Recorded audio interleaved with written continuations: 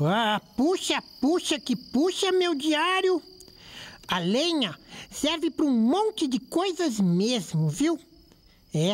Hoje foi muito divertido. Quando ficou noite, a lua apareceu redondinha no céu. O vovô gosta de acender uma fogueira e ficar contando histórias em volta dela. Mas antes, a turma toda foi ajudar o vovô a catar gravetos em volta da casa. Engraçado, viu? Dava para andar e enxergar direitinho, porque a lua cheia iluminava tudo. Mas, de repente, uma nuvem cobriu a lua e deixou o céu muito escuro. O Caco ficou com medo, sabe? E ele começou a gritar. Socorro! Socorro! Eu não estou enxergando nada! A sorte foi que o vovô apareceu com uma tocha.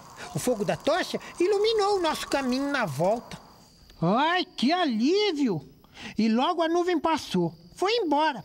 E a lua apareceu. Depois do susto, né? Nós ficamos contando histórias em volta da fogueira. A vovó assou milho na brasa. Ah, foi tão legal o diário. E eu aprendi que a lenha serve para esquentar a água do banho, cozinhar a nossa comida e também pode iluminar o caminho quando a lua se esconde. Ah, eu gosto muito dessas noites de lua cheia. Boa noite.